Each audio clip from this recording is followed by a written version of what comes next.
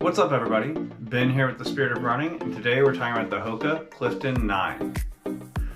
Alright, let's get some technical specs out of the way. This shoe comes in at 8.9 ounces, has a 5mm drop, and retails for $145. To start out, I want to talk about what I think is probably the most prominent difference from the Clifton 8 to the Clifton 9. I think that's going to be, for almost everybody, the arch profile inside the shoe. If you use the Clifton 8, a lot of people noticed that the arch felt a little high, maybe even a lot high, relative to other shoes. In the Clifton 9, they have brought that arch down. I think it's going to make it a more usable shoe by the general population.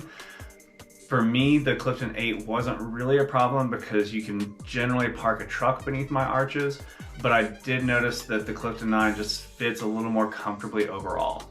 Moving from the bottom to the top, Hoka uses a rubberized EVA outsole. The one issue that I have with rubberized EVA is that it's not a true rubber and it's not as grippy in wet conditions.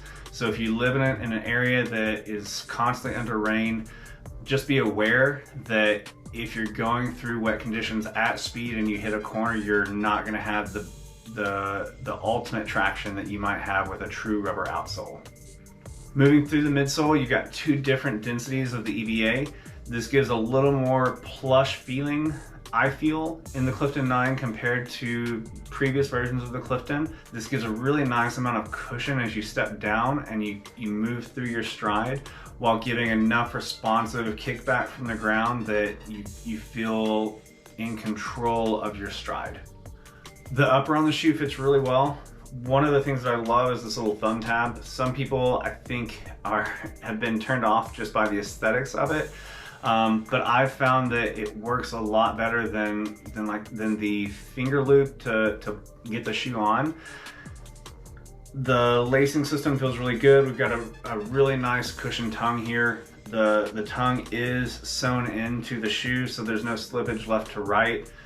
I felt like there's enough depth in the shoe that it feels to me like it fits very true to size, and that I was very secure in the shoe. I never noticed that I was slipping around or coming up out of the shoe. The heel knock comes to a pretty narrow point in the back, and I think that really locks the foot into the shoe very nicely. Runners and walkers, I think that this is a huge step forward for the Clifton. I think if you've abandoned the Clifton in the past because of the height of the arch, definitely revisit this version of it.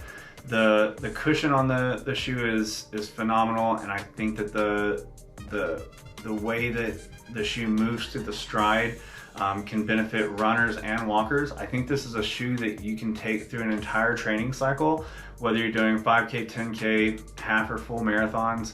And I think that it can get you through all of your workouts and through race day quite nicely. This is not a shoe that I would want to try and go set a PR in if I'm going to be very time oriented. I don't think this is going to be what the front of the pack is going to be looking to wear for race day. But if you're in the mid to back pack like me, I think that this is a shoe that we can take through the whole training cycle and race day and feel really good about where we're at, what we've got on our feet, and trying our best to avoid injury and make sure that we enjoy the whole process. In the gym, I think that this shoe is going to do fine for almost everybody.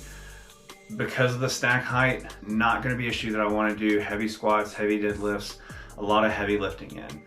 If I'm going to the gym and I'm doing a lot of machines, I'm doing a lot of calisthenics, and I'm just trying to maintain my general health, this is a shoe that I think is going to hold up really well.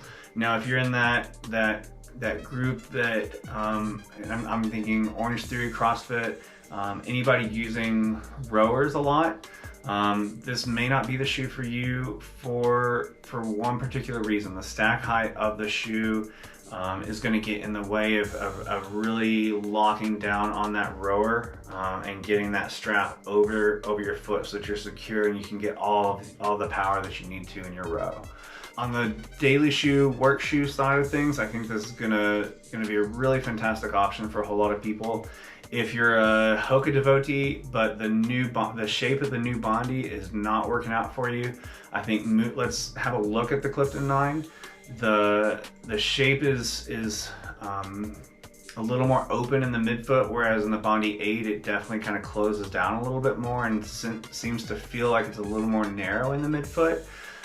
Here in the Clifton 9 we do have a lot more of an open feel to the shoe. I think there's plenty of cushion and plenty of step-in comfort to get you through your whole workday, whether you're working a 5-hour or 12-hour shift without any issues. Overall, I think Hoka's done a really good job about keeping the things that people love about the Clifton, the shape, the cushion, the overall comfort, while making a couple of adjustments to make it a more democratic shoe for everybody. I think having that lower arch is going to be a huge step forward for a lot of people. If the draw of the previous version of the Clifton was the height of the arch, that's an easy fix. We can look at just putting an insert in there to bumping up the height of the arch to get, if you really like to feel that arch beneath your foot. But I think for a lot of people this is going to be a big step forward. I know it was for me.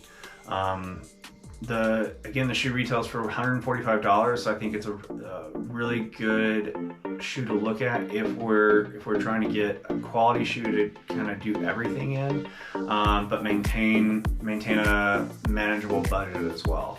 If you have any questions, drop those in the comments section. Otherwise, do me a favor and hit that like and subscribe button, and I'll see you out there. Thanks.